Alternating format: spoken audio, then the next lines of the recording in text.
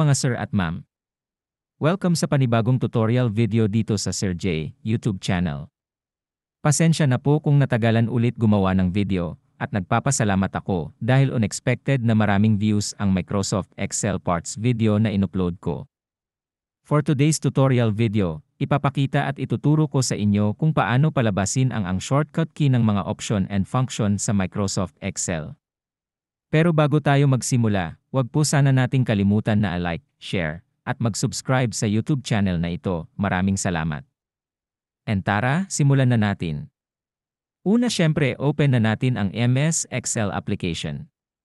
Once naka-open ang Excel workbook nyo, napakadali lang po nito. Isang key lang ang kailangan para mapalabas ang mga shortcut key ng option and function. Pindutin nyo lang ang Alt button or key sa inyong keyboard. Yun lang po at lalabas na ang mga shortcut key ng option and function. Ipapakita ko sa inyo ang paggamit ng shortcut key ng option and function. Katulad ng sinabi ko kanina, una, pindutin lang natin ang Alt key sa ating keyboard. Isang beses lang na pag-press o pagpindot, hindi kailangang hold ang pagpindot sa Alt key. Pag na-press na ang Alt key, lalabas ang mga letter sa mga option sa menu bar. At yan na din ang magsisilbing shortcut key nila. Para sa File menu F ang shortcut key, sa Home ay H, Insert AN, Page Layout IP, Formulas IM, Data IA, Review IR, View IW, at Developer IL. Pero baka magtaka kayo, at hanapin nyo ang Developer menu sa inyong Excel sheet. Ito po aking additional tools. Soon ituturo ko kung paano magkaroon ng Developer menu. Oops! Hindi pa dyan nagtatapos. Kung sa bawat menu ay may shortcut key, syempre, meron din ang mga tools na nasa loob nito. At ipapakita ko rin sa inyo. Unahin na natin ang File menu. Kapag pinindot natin ang F sa ating keyboard, parang klinik na rin natin ng mouse ang File menu, at ito na ang lalabas.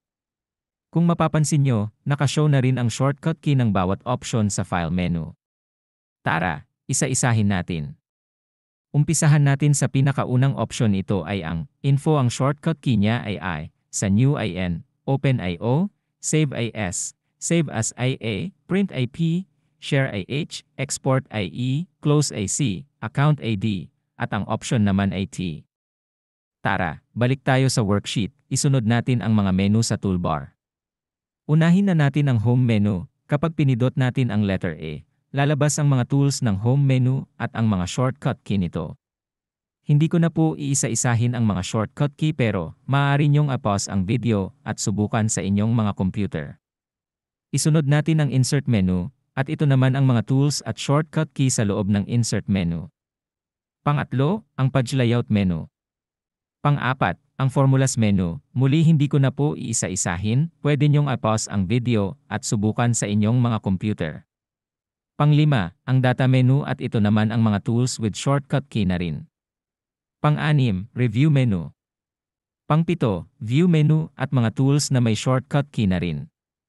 At ang panghuli ay ang Developer menu.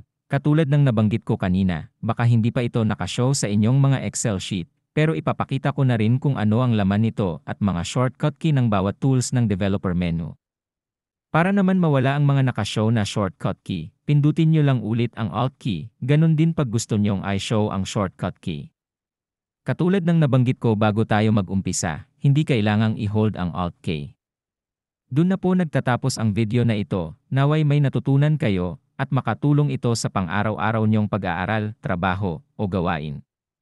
At bago matapos ang video na ito, muli, malaking tulong ang inyong like, share, at pag-subscribe sa channel ko. Pindutin mo na rin ang bell icon upang makatanggap ng notification sa mga bago kong video.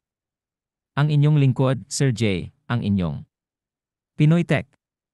Maraming salamat.